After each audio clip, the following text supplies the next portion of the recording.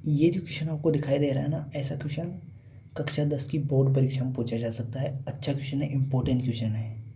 तो कुछ नहीं करना है आपको, बस इस वीडियो को पूरा देखना है, आपको पूरा अच्छे से समझ में आ जाएगा ये क्वेश्चन। ठीक है, तो चलो शुरुआत करते हैं कि इस क्वेश्चन को करना कैसे है ना। तो देखो, यहाँ पे इस क्वेश्चन में अपने को बताया गया है कि दो सकेंद्री वृत्त। अब सकेंद्री वृत्त क्या होते हैं? ऐसे वृत्त जिनका सेंटर एक ही हो, केंद्र क्या हो उनका एक ही हो। सेंटर क्या होता है? केंद्र, है ना, केंद्र बोलते हैं इसको हिंदी में। तो जिनका केंद्र एक ही हो उनको बोलते हैं सकेंद्री वृत्त। ठीक है, में बड़े वृत्त की जो 24 सेंटीमीटर लंबी जीवा है, देखो ये 24 सेंटीमीटर लंबी जो जीवा है, आंतरिक वृत्त जिसकी त्रिज्या 5 सेंटीमीटर है उसकी स्पर्श रेखा है। तो बाह्य त्रिज्या बतानी है तुमको, जो बाह्य वृत्त है उसकी त्रिज्या बतानी है। अब देखो यहाँ पे बहुत आसान क्वेश्चन है, बहुत सिंपल सा है, बस आपको थोड़ा सा इसकी लैंग्वेज को समझना है, जिसमें भाषा जो दी गई है ना उसको समझना है। तो देखो, सबसे पहले अपने को दो सकेंद्री वृत्त दे रखे, तो बना लेते हैं। तो देखो, एक वृत्त बनाया मैंने ये, ठीक है, एक और वृत्त बना दिया मैंने।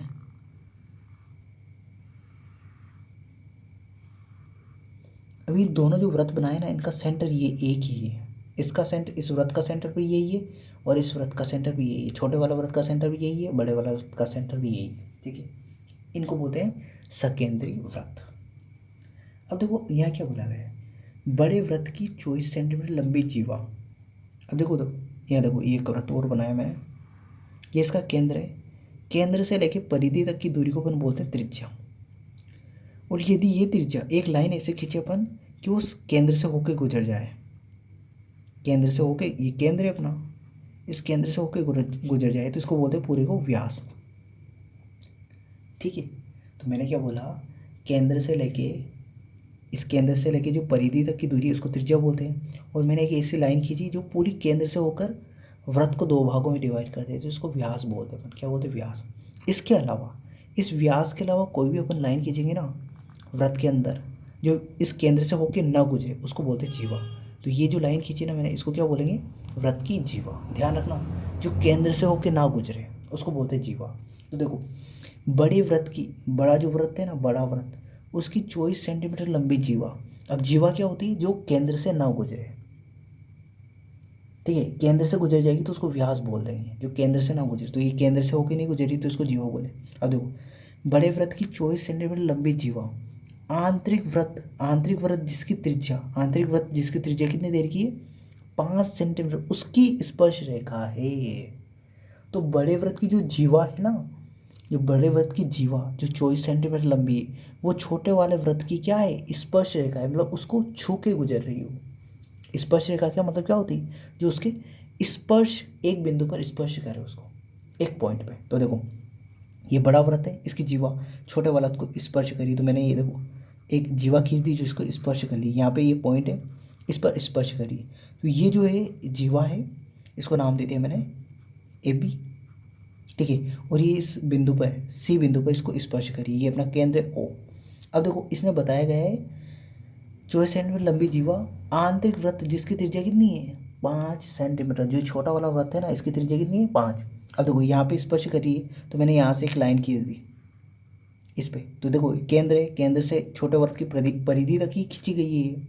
तो इसको बोलते हैं अपन त्रिज्या। तो इसकी लंबाई कितनी देर की? 5 सेंटीमीटर। 5 सेंटीमीटर। अब ध्यान रखना, हमेशा इंपॉर्टेंट लाइन बोल रहा हूँ बहुत ज़्यादा, ये जो लाइन बोलने वाला हूँ ना मैं, ये आपकी बोर्ड परीक्षा में 1 नंबर क्वेश्चन के रूप में पूछी जा सकती है। क्या पूछते हैं वो? स्पर्श रेखा त्रिज्या के साथ कितने डिग्री का एंगल, कोण बनाती है?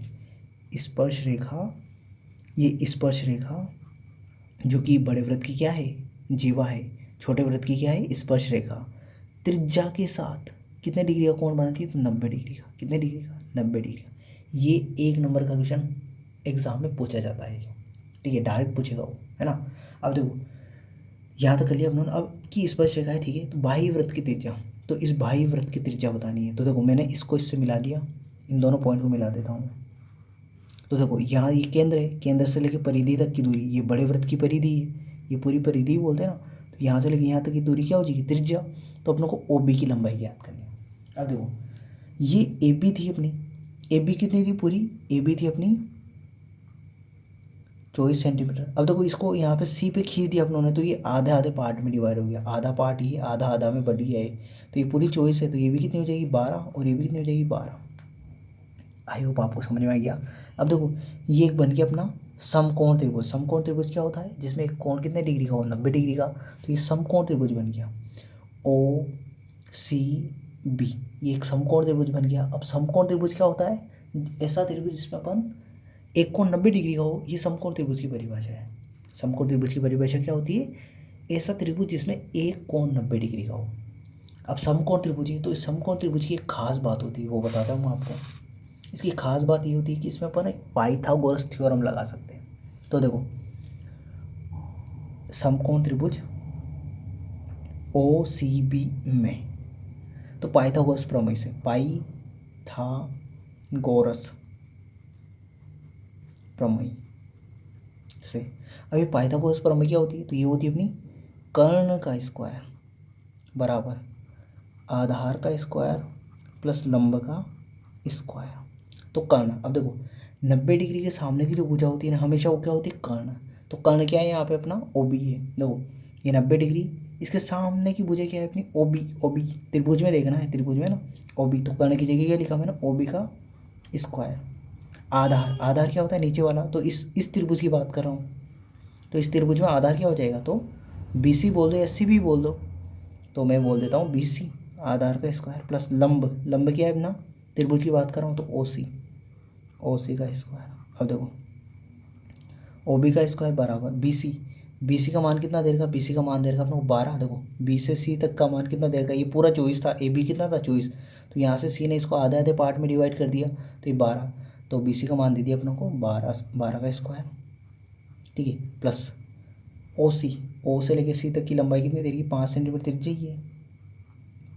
अब देखो ओ बी का स्क्वायर बराबर 12 का स्क्वायर, तो 12 को 12 से गुणा करोगे तो कितना आ जाएगा 144, 12 को 12 से गुणा करोगे तो कितना आ जाएगा 144, तो 12 का स्क्वायर हो गया अपना 144 प्लस 5 का स्क्वायर, 5 को 5 से मल्टीप्लाई करो, यह आ जाएगा अपना 25, 25। अब 144 में 25 जोड़ दो तो यह आ जाएगा 169, तो ये आ गया अपना ओ बी का जो मान, ओ बी स्क्वायर का जो मान है वो आ गया अपना 169। इन दोनों को जोड़ोगे तो है ना। अब देखो मुझे ओ बी स्क्वायर का मान नहीं चाहिए, मुझे चाहिए ओ बी का मान, ठीक है। तो ओ बी बराबर आ जाएगा, स्क्वायर है तो बराबर किधर भेजूंगा तो किसमें बदल जाएगा, अंडर रूट में, तो अंडर रूट 169। अब जो ये 169 होता है ना, इस 169 का जो मान होता है, या इसको अपन क्या लिख सकते हैं, 13 गुणा 13, 13 को 13 से गुणा करेंगे तो 169 आ जाएगा। अब ये कैसे पता चलेगा, तो ये आप धीरे धीरे है ना क्वेश्चन ज़्यादा से ज़्यादा सोल्व करोगे ना, तो अपने आप ही पता चल जाएगा, क्योंकि 13 को 13 से गुणा करते तो 169 आता है, 12 को 12 से गुणा करते तो 144, 5 को 5 से गुणा करते हैं तो 25। धीरे धीरे है ना, जितने ज़्यादा क्वेश्चन सोल्व करेंगे वैसे आता है क्वेश्चन, है ना, वैसे धीरे धीरे ना आप लोगों को सब पता चल जाता है। तो अब देखो 13 को 13 से गुणा करेंगे, तो 13 को 13 गुणा है, तो इसको अपन ऐसे भी लिख सकते हैं 13 का स्क्वायर। अब देखो ओ भी लिखा मैंने बराबर अंडर रूट लगाया, और 169 की जगह क्या लिखा मैंने, 13 का स्क्वायर, तो ये 13 का स्क्वायर। अब देखो स्क्वायर से अंडर रूट क्या हो जाता है, कट जाता है, तो ओ बी का मान आ गया अपना, ओ बी बराबर आ गया अपना 13, स्क्वायर से अंडर रूट करिए तो ओ बी का मान कितना आ गया 13, ठीक है, सेंटीमीटर। तो वापस त्रिभुज में आते हैं, तो जो ए ओ बी था, ठीक है, ओ बी, ये ओ से लेके बी तक, तो इसका मान कितना आया 13 सेंटीमीटर, ठीक है। तो अपनों को बड़े वृत्त की त्रिज्या बतानी थी, बाह्य वृत्त की, तो कितनी आएगी अपनी 13 सेंटीमीटर, ठीक है। तो आई होप ये क्वेश्चन आपको पूरा अच्छे से समझ में आएगा, ये वीडियो आपको पसंद आया होगा। तो इस वीडियो के लिए इतना ही, अगले वीडियो में अगले क्वेश्चन के साथ मिलते हैं। Thank you, bye.